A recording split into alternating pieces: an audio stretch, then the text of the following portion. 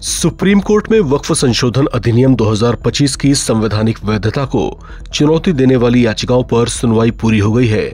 Chief justice of India BR Gavai और justice Augustine George मसीह की double bench ने 3 दिन तक चली सुनवाई के बाद अपना फैसला सुरक्षित रख लिया है। याचिकाकर्ताओं की ओर से पेश सीनियर एडवोकेट कपिल सिब्बल की दलीलें सुनने के बाद केंद्र की ओर से मामले में पक्ष रख रहे सॉलिसिटर जनरल तुषार मेहता ने भी तगड़ी दलीलें पेश की। याचिकाकर्ताओं ने कानून को मुसलमानों के धार्मिक स्वतंत्रता के अधिकार के खिलाफ और भेदभावपूर्ण बताते हुए अंतरिम रोक लगाने की मांग की, जबकि केंद्र सरकार ने कानून को सही बताते हुए अंतरिम रोक का जोरदार विरोध किया। कपिल सिब्बल और अभिषेक मनु सिंघवी ने दलील पेश करते हुए नए संशोधित वक्फ कानून को संविधान के आर्टिकल 25 और 26 का उल्लंघन बताया है।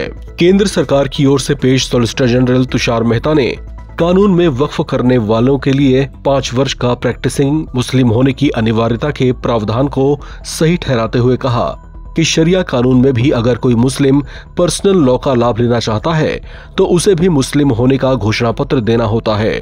इस कानून में भी यही है, बस 5 साल के प्रैक्टिसिंग मुस्लिम होने की बात कही गई है। अधिसूचित जनजातीय क्षेत्र में वक्फ की मनाही के प्रावधान को सही ठहराते हुए उन्होंने कहा कि ऐसा जनजातीय लोगों के हितों को ध्यान में रखकर किया गया है। केंद्र सरकार की ओर से सॉलिसिटर जनरल तुषार मेहता ने गुरुवार को कानून का बचाव करते हुए कहा कि पुराने कानून में भी था कि वक्फ करने वाला मुसलमान होगा, लेकिन 2013 के कानून में संशोधन करके मुसलमान शब्द हटाकर कोई भी व्यक्ति कर दिया गया। अब इस नए संशोधित कानून 2025 में उसे बदला गया है।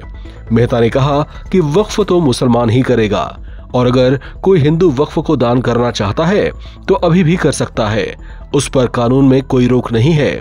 अगर हिंदू किसी मस्जिद को बनवाना चाहता है तो ऐसा वो कर सकता है। एक ट्रस्ट के जरिए ऐसा किया जाने का प्रावधान है। आपको बता दें कि इस मामले में SG तुषार मेहता ने कहा कि जब तक मैंने रिसर्च नहीं की थी तब तक मुझे इस्लाम धर्म के इस हिस्से के बारे में पता नहीं था कि वक्फ इस्लामिक अवधारणा है, लेकिन ये इस्लाम का जरूरी हिस्सा नहीं है। उन्होंने कहा कि चैरिटी का कॉन्सेप्ट हर धर्म में मौजूद है, ईसाई धर्म में भी, लेकिन सुप्रीम कोर्ट कहता है कि किसी के लिए भी ये जरूरी नहीं है। SG तुषार मेहता ने कहा कि हिंदुओं में भी दान देने जैसी चीजें हैं और सिख धर्म में भी ऐसा ही है, लेकिन किसी भी धर्म में इसे जरूरी नहीं बताया गया। आपको बता दें कि 3 दिन तक चले इस मामले की सुनवाई के बाद सुप्रीम कोर्ट ने अपना फैसला सुरक्षित रख लिया है। उम्मीद जताई जा रही है कि जल्दी ही सुप्रीम कोर्ट इस पर अपना फैसला सुना देगी। इस खबर में फिलहाल इतना ही। बाकी अपडेट्स के लिए आप बने रहें NBT ऑनलाइन के साथ।